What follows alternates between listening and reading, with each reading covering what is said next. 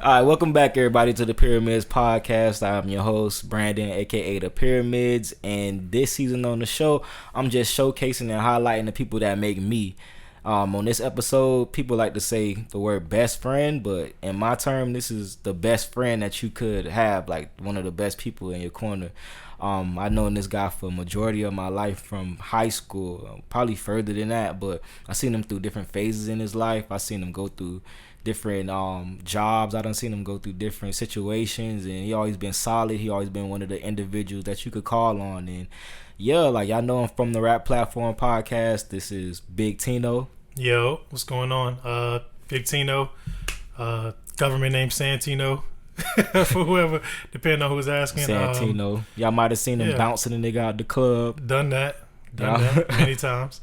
I really listen. That's one of the best intros I ever had. So I was telling my man just now, really appreciate the respect. He's like more than a friend to me, definitely a brother.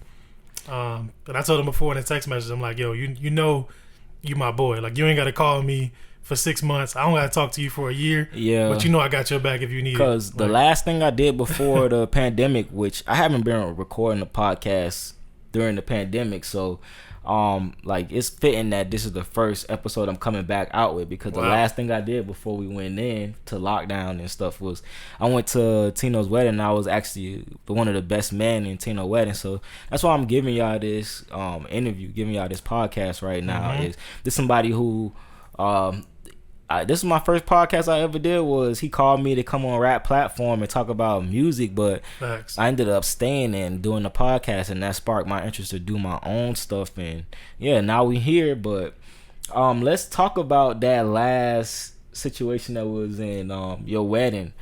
Like, how was that situation, like pre-pandemic? Didn't expect this to happen. Didn't expect COVID to happen, I'll be honest. It was definitely like an up and up for all of us that attended the wedding. I just remember having a good time, being in the Bahamas, drinking unlimited drinks. Unlimited.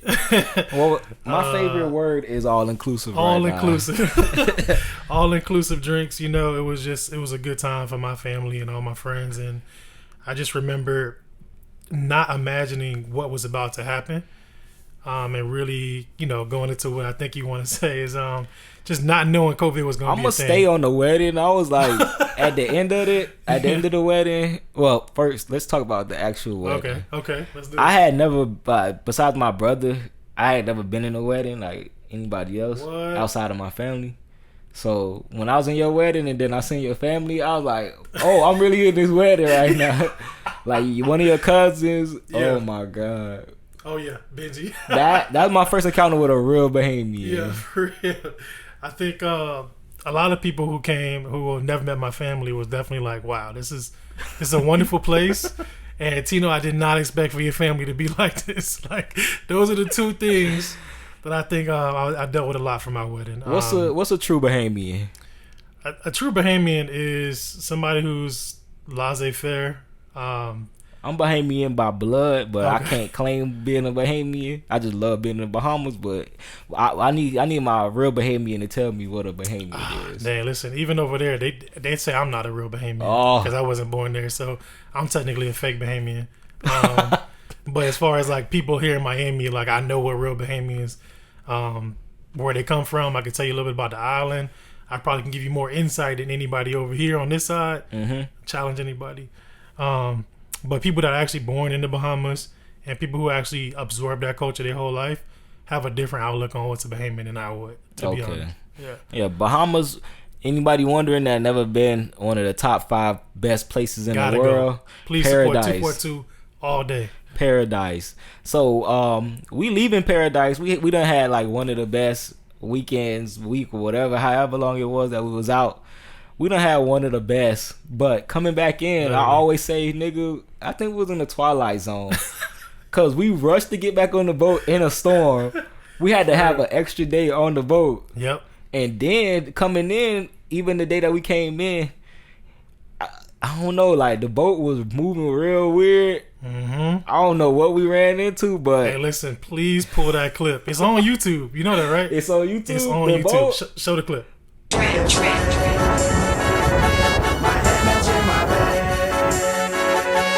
You know I'm poppin'.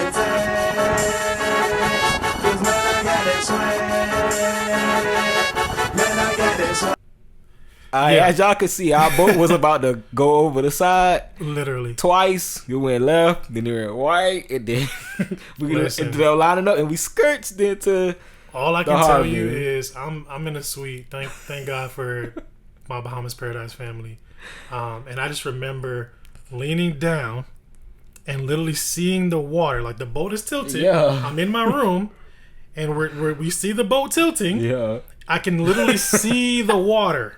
And I was like, oh, we're about to go in there. Yeah. We're about to go in there. Are we ready? This is the Titanic moment that I think in real life no one has had. Like, it was like, wait, do you really want to grab your mom right now? Are you really thinking about your child at this moment? Or are you really just trying to get off this boat and survive? We didn't know what was going on, but we know we got off the boat.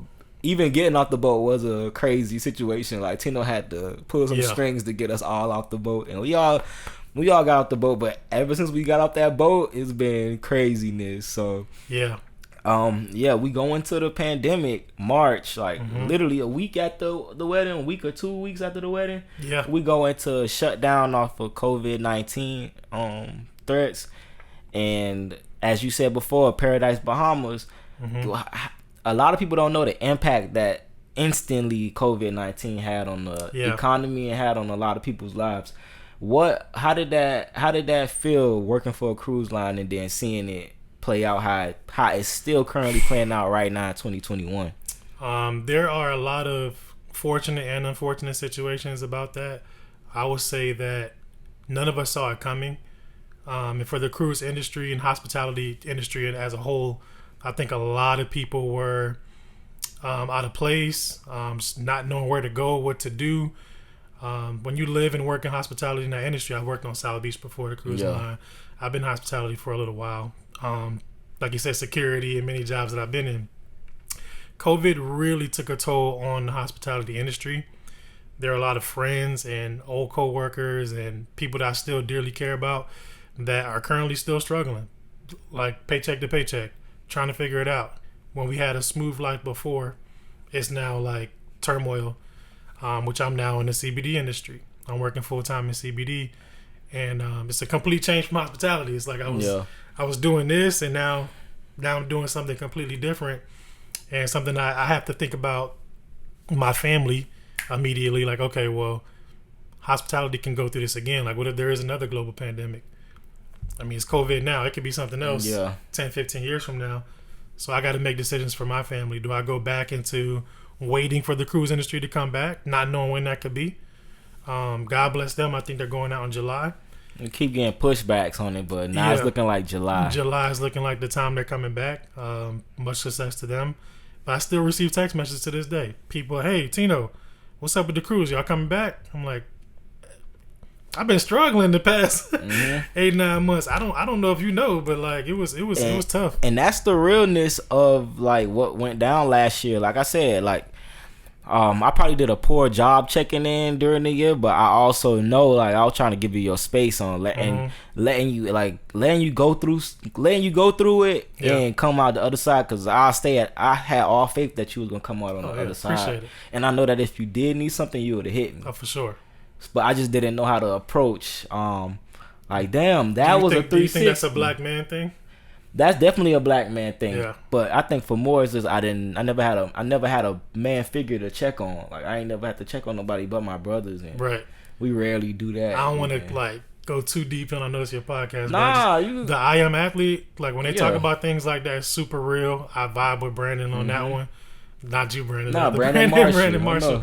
I vibe with him on that frequency because we don't check in on each other. We don't, as black men, we really don't. This like I told you, I will go to war for this man that sitting next to me, and I don't check on you. I don't call you to just be like, "Yo, you good?" We just don't do that. So that got to change. That definitely got to change. Yeah, I definitely have my pride still. I'll be honest. So during that time period, like I was struggling, but I just don't have the. I don't know what it is in me. I don't know if it's just a machismo. I don't know if it's just it's just that when you somebody that other people depend on. Yeah. You don't look to have an excuse. Like me, I got 3 people to feed when I go back to the crib. Yep. I don't expect no other nigga to think about what I got going on. Like you can't even help me over here like right now. Yeah. But it still is just checking. Like I I got fired, rehired, then I quit my job during the pandemic. I remember that. I got fired on a podcast. I don't think I'm ever gonna air that podcast, but me and my girl was recording the podcast. No. I got the call and I had the mics hot and everything. I recorded my whole. Oh, we letting you go because of whatever. Like we can't afford to pay y'all because of the lockdown or whatever. I'm like, oh, all right. And then like a couple months later, like when we down on our, we in the dirt right now. Like they call back. They're like, all right, well, you want to come back? I go back. Yada yada yada. And I started realizing it's harder than it was before. It's more pressing than it was before pandemic. So I left and went back to school and went and started doing HVAC. So smart.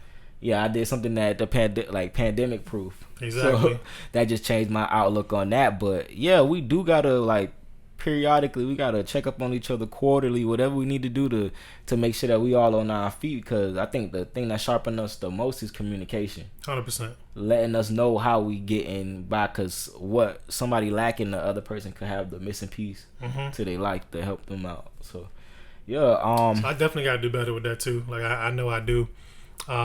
But yeah, it definitely affected me during that time, and everything I've been taught as a child to now is to be a man, take care of stuff on your own, like figure it out, you know. So I just say, you know what, I'm gonna figure it out. I'm gonna pull out this the same way I always have, you know. This is my big brother right here. Yeah, I'm currently engaged right now, but he went through the whole thing. I still got time though. I really don't got no time. Shout out to my family, but yeah. What is it like being a husband? Like, what's the husband dynamic now? I guess I gotta call her in here. The husband dynamic. You want me to call Mimi in here for real? You can, but oh, he gonna call her for real. Oh, Mimi on the phone. She on the phone?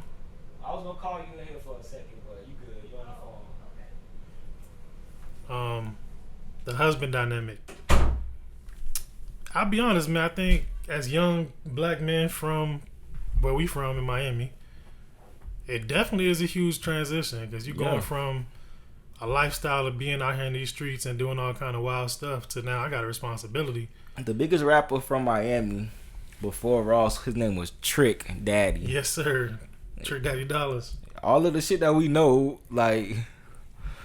Yeah, it's him. Yeah. I never had sex that costed so much I'm exhausted. Just telling y'all, like, there ain't no husband raps coming out of Miami. Probably Here I Am by Ross, but... And then he was, you know, yeah.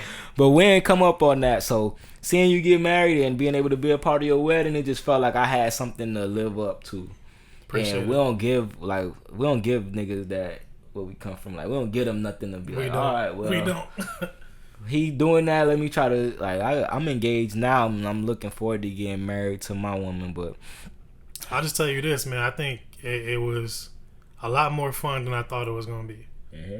I'll be honest, that part was a lot more fun. Like, I think you grow to know a person a lot more when it's official. You know what I mean? Because now ain't no hiding. I'll be honest with you. Like, I hid a lot of stuff before I was married. Right, so then when we're talking about that. yeah, you can't. Ain't no more hiding now. Shauna, your ass watching this, so you already know. But yeah, I'm a listening Tino. So it was a lot of fun just being able to. I mean, I think the one thing black men don't talk about, right, is the loyalty aspect, right? So where does that come from? And you know, I asked a lot of older men before I got married, like, hey, like, how you control yourself? You know what I'm saying? Like, how do you... Like, I had to really talk to a lot of different older men. Like, how do you do this? Self-control as a man is probably as a black man, is probably our secret weapon. Yeah. Having some type of control when it comes to that department, because I promise you, 9 times out of 10 niggas don't got no self-control. If it's calling, they going. Exactly. So I would say that part I had to ask a lot of older men. Luckily, I had her father who gave me a lot of insight. But shout out to him, Rodney. But besides that, bro, I'll be honest, I was having so much fun in the moment that all of it just kind of it was just so quick. It was just like, oh, we on the Bahamas, and then, you know, COVID happened, you know, whoop-de-whoop. But the blessing of disguise was we got to spend more time with each other than we ever did. I was gonna say, like, the number one thing I was thinking about the whole time about you especially was, this has to be one of the most challenging first years of marriages of all time. Yeah. And I was like, I wish my dog was doing good, but I ain't gonna call to check over there though, because if it's bad, I ain't gonna know what the fuck to say. Hey, listen, no. You know me, I'm gonna keep it a stack, right? So, imagine being in your first year of marriage and you go completely broke. Like everything was fine. You had money coming in, things were flowing, you bought a house, things are going great, and then you're officially married, and then 2 months later you broke. I would not know. That was a mission and a skill only Tino could handle at that time. Nobody else God gave that to. Like, God did not go to nobody else around me and be like, hey, you about to get married and you about to lose your job. Yeah. What you gonna do? What you gonna do, nigga? Like, this is it. Yeah. So I think real quick you learn how to make it work. You gotta go out there and do what you gotta do. Yeah. Like, I'm on the internet every day. Like, hey, what I'm gonna do? Hey, this delivery at what DoorDash doing? Yeah. You feel me? What Bike Squad talking about? I had to figure it out. I think we all, like, somewhat, all of us, all my circle, we done figured it out. Like I said, I done went to school and I done did some shit that I wasn't supposed to be doing. Like, I just did it. And it helped me out. Like, now I got a choice. I ain't got to go back to 9-to-5 life, but if I got this in my pocket so that, hey, if I got to get back out there and get dirty, just go make sure it's worth it. And I'll say the biggest gem that I took from COVID was learning to have multiple streams of income. Like, I had already read books about it. I read Rich Dad Poor Dad, but I never really put it into effect. Yeah. Somewhat. Street hustling, yeah. Like, I had other hustles, right? But it wasn't like having multiple streams of income. I didn't have 6 different businesses, Yeah, a stream of income is not, I'm finna get paid this Friday and then I might go on a 3-week drought or whatever. No. Now, consistent is you knowing that money is coming in at a specific time. Yes. So, and you can count on it. So I would say this, what I learned, and which is definitely saving me now in my life a lot in recovering, is I found out how to make multiple streams of income real quick. Yeah. So I started the credit repair business, started the marketing business, like all this during COVID, because I was like, I got time on my hand now. Yeah. So I picked up my camera. I learned how to use that better. Speaking of the camera, I saw you at a party for another one of our friends, and I seen you had the camera, and what shocked me was the quality that was coming off that camera. And then, like, even today I looked at that camera, I was like, wow, my dog really found something like good. And I seen what you was able to edit it down into. Like, describe your passion when it comes to that videography. That goes deep. I don't know how far you want me to go with that. As far as you can go in your brain. As far as I can go, then 7 years old, I started acting. I did a lot of commercials like Ovaltine, AvMed commercials when I was a kid. For y'all young ass jits, Ovaltine was before Nesquik. It was chocolate milk. Right. Please let them know. I'm put the box of Ovaltine. So I did a lot of commercial stuff as a kid. That grew into me getting the crop. Yeah. I did drama at crop. I was in theater. And who was the drama teacher there? Let's shout Miss them Kid. out. Yeah, Miss Kid. Shout out Miss Kid. Had me in there acting and shit. So I did that, and then I got kicked out because I chose football over drama, so they kicked me out of that program. And then they had another program they opened up magnet-wise, so I didn't get kicked out of crop, was TV production. And I was like, oh, let me pick this up. Like, if it's going to keep me here at crop in the magnet program, then... Shout out to Crop News. Yeah. Shout out to April. Yeah, me and April was like together every day. So, April Johnson. Yep. I seen her at a party a couple years ago. Shout out to April. And I was her cameraman. Yeah, and this nigga used to always have the camera walking around. That was me at Crop. The highest angle that you can get. And I used to have people like dancing and doing like lip syncing or whatever. It was cool. So with that being said, that was the beginning. We went to High School Musical high school. Literally Crop was that. My bad. Like, no, that's true. It's you were true. saying that. I was saying, so that was the beginning, and then that kind of led into me getting my own equipment and doing it on my own. So I would just buy cameras after I left Crop and just try different things out. I was trying to do music videos and stuff like that. So I always knew how to do it. Then when it came to our podcast, I bought really good equipment because I really wanted to get better quality. I was like, I'm going to start leveling up my quality of video. And then I took that thing out and did a commercial for like a program. I don't want to say the company's name, but I went and did a commercial for them and charged them like a stack. Bro, killed it. And they was like, hey, listen, when can you come back? I was like, wait, people paying a stack? Yeah. For me to do this? oh man, I gotta figure this out. So when COVID happened, it was kind of like, boom, I know how I can get money. I know people need to advertise. I know I still got this camera 24/7. Right. So I figured out how to get out there, and I'm starting getting calls randomly from people like, just, yo, I need you to come do this. I'm like, bro, free. Like, oh, yo, I need you to come do this, free, because I know what that's gonna do. Yeah. I'm like, I can use that as a tool to get people to pay me for it. That's like, if you smart. see what I could do, you better gonna pay me. You better than me. You like, you better than me. But that was my dog. My dog said he doing this thing. He about to get engaged. He's like, bro, I need you to come film it. I'm like, you my dog, bro. I'm not gonna charge you, but I know what it's gonna do for me. I know God got me. Yeah. So I was like, if I put this out here for free, bro, I'm gonna get mine. Look where we at right now. I see him doing that at the party. Look, fast forward, we producing another podcast right now, and it's looking crazy. So y'all gonna be on the lookout for that. Like we did the first episode today, while like after we recorded that we came here and recorded Public this podcast. Funds.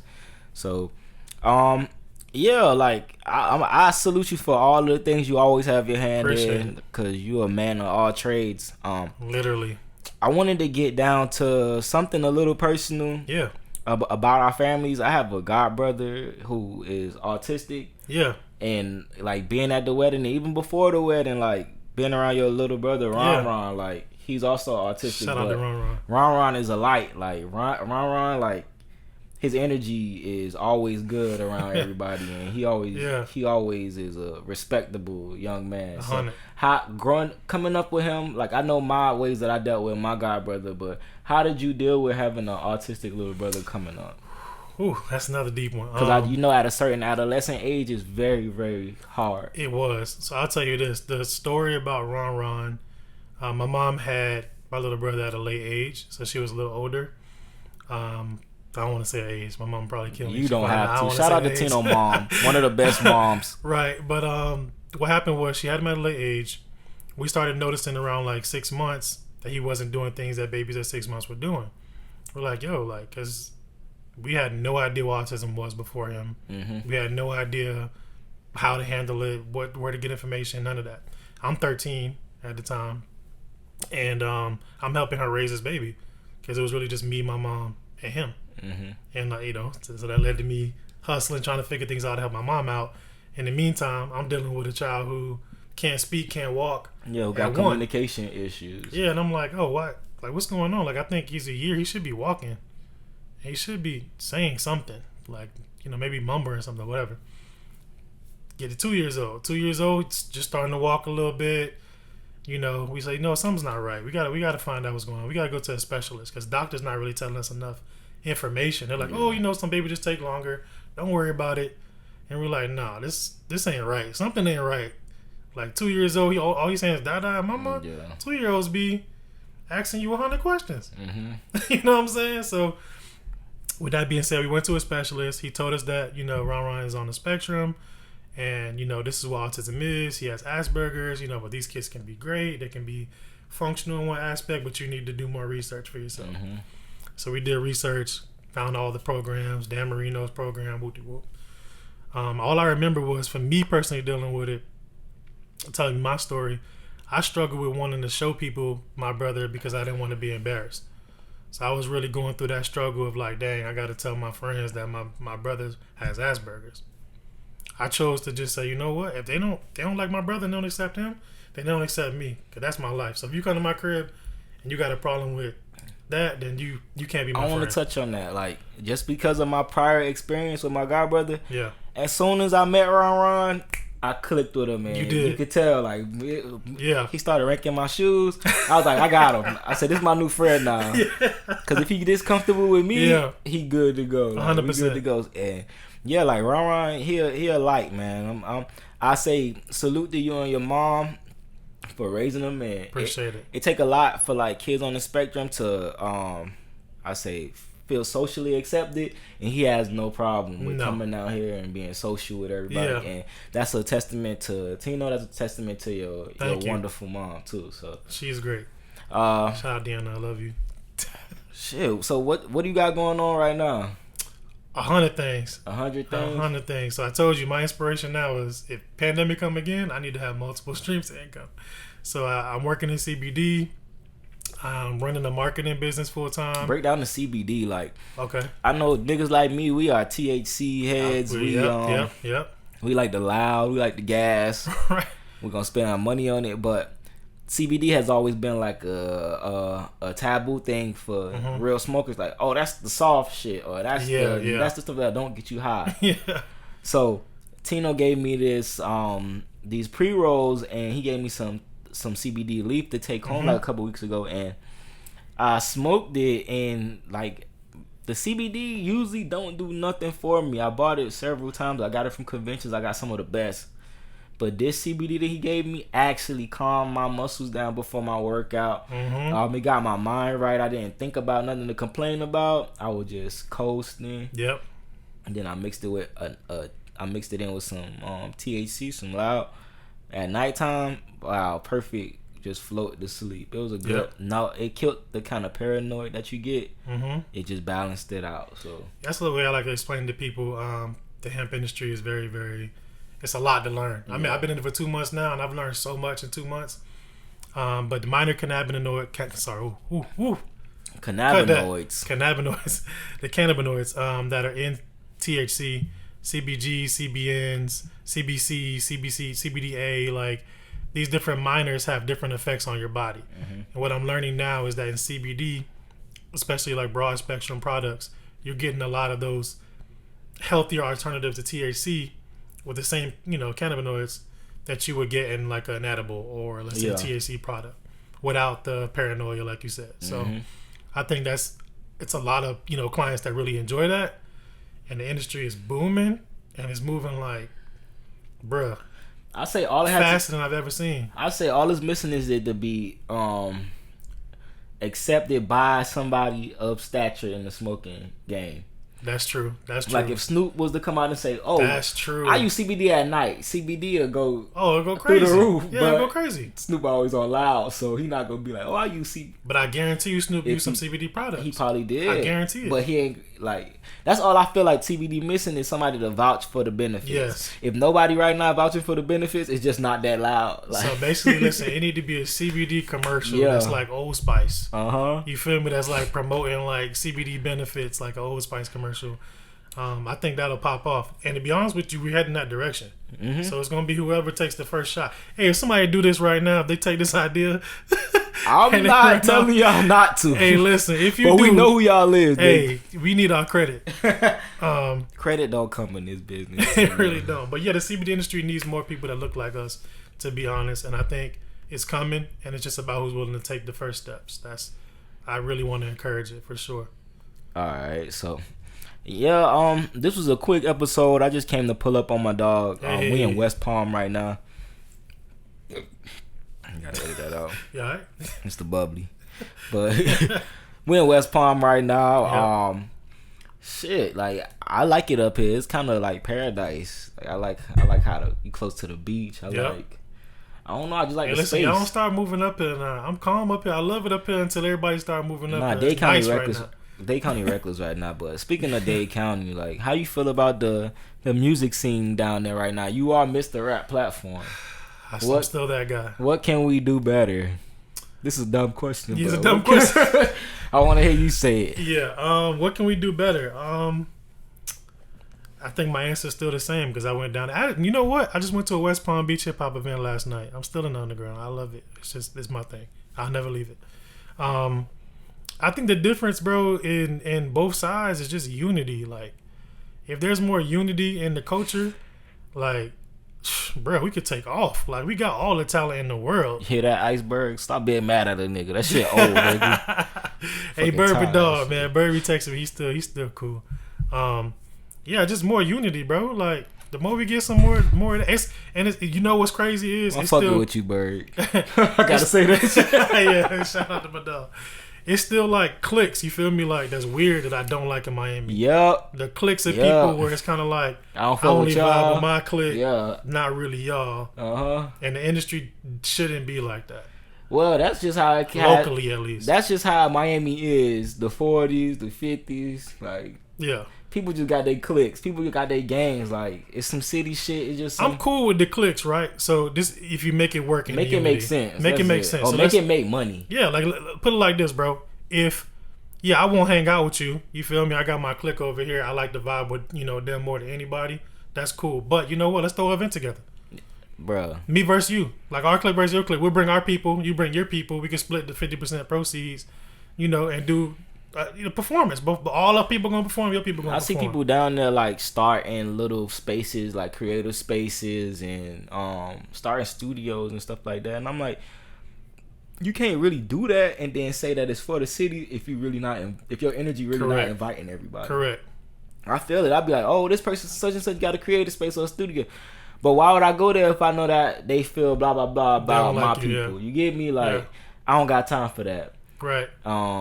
So you right on the click era. And even with the podcast, bro, like we run into instances going down to Miami where other podcasters wouldn't come to our podcast.